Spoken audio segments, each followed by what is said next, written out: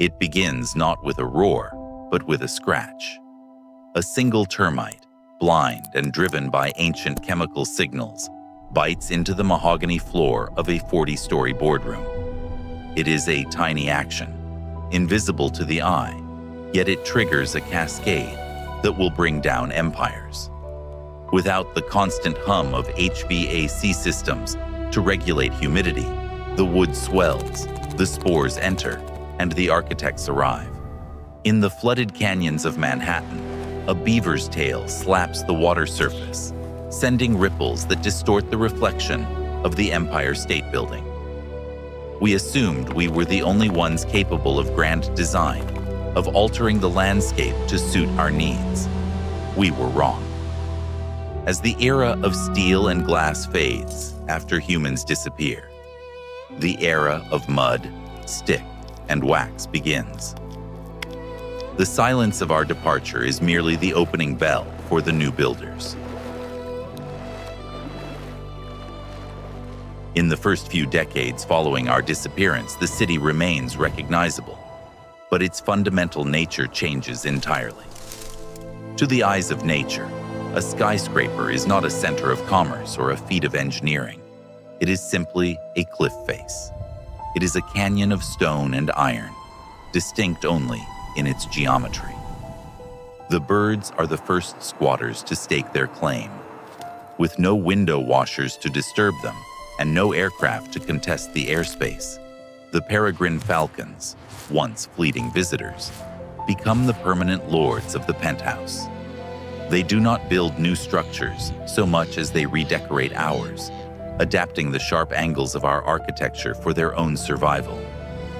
They weave the detritus of our civilization into their nurseries. High-tension wires, stripping in the sun, become the structural support for massive nests. The intricate ventilation shafts, now dark and still, become perfect caves, windproof and quiet, echoing with the calls of hatchlings rather than the whir of fans. But inside, on the ground floors where the shadows lengthen and the air grows stale, different builders are at work. In the grand atriums of abandoned malls, the humidity begins to rise as skylights shatter and rain pools on the terrazzo floors. Paper wasps and hornets, free from the threat of exterminators, construct citadels of unprecedented size. Without human interference, a wasp nest can grow for years, engulfing crystal chandeliers and motionless escalators. They turn our temples of commerce into papery, buzzing catacombs, layering gray pulp over the bright logos of a forgotten time. These are the initial colonizers, the opportunists adapting our hollow shells for their immediate survival.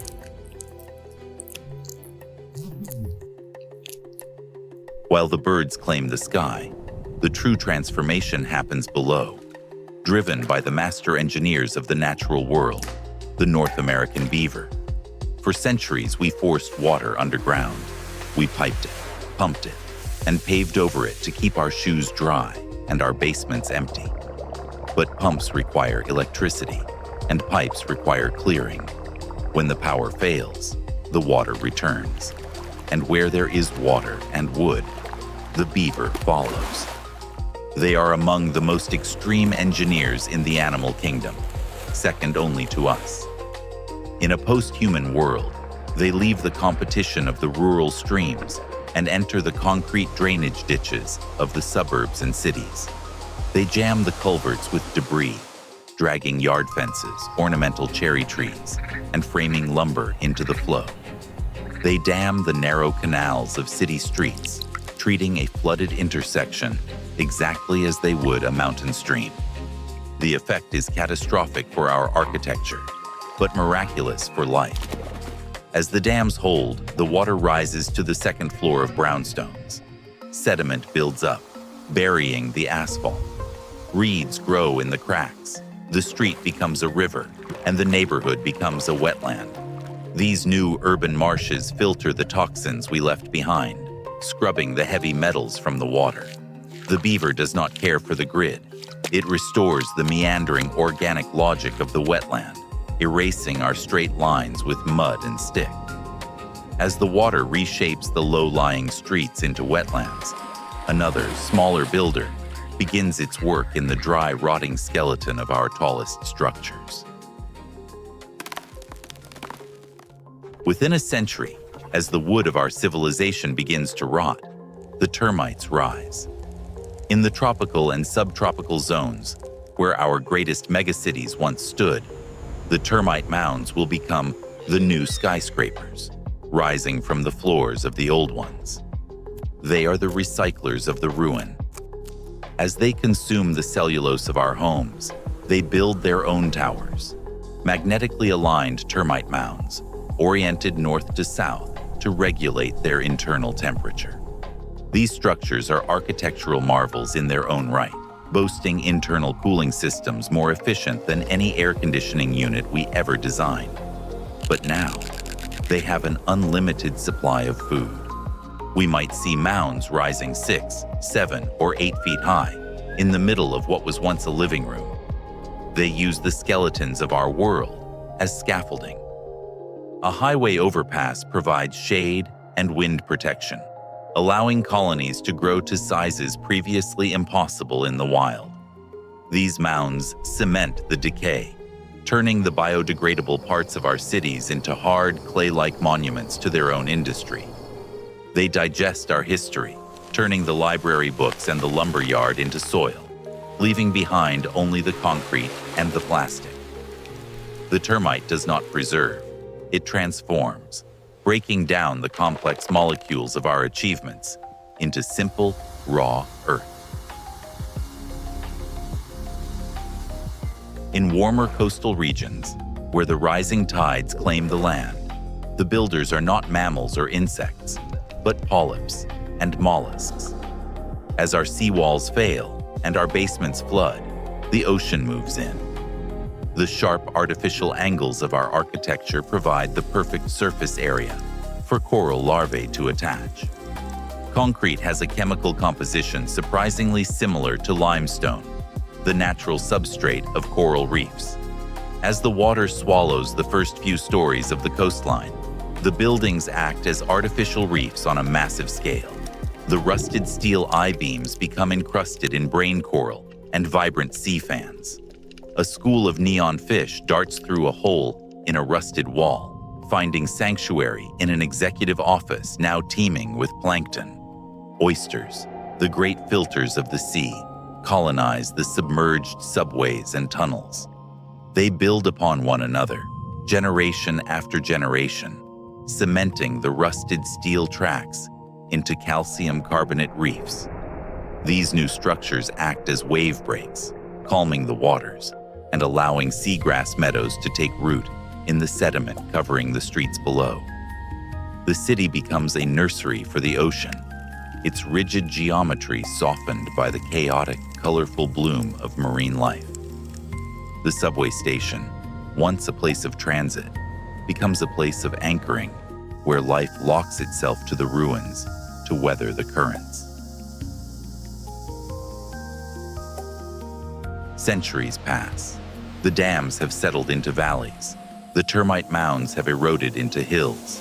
The forest has returned to reclaim the ground completely. And in this new canopy, the descendants of the smartest animals begin to use what remains.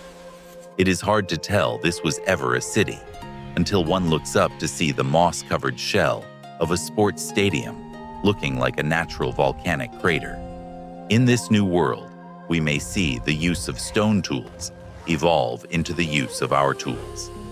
Imagine a troop of primates traversing the ruins. They find a piece of tempered glass, honed by the elements into a razor-sharp edge. To them, it is a superior blade, a tool to crack open nuts or process food. A cavern of reinforced concrete becomes a communal shelter, protected from the storms, its entrance guarded by generations of a new truth. They do not rebuild the city, they inhabit its ghost. They build nests in the amphitheaters and walkways in the rusted suspension cables. It is something that looks, from a distance, uncomfortably familiar.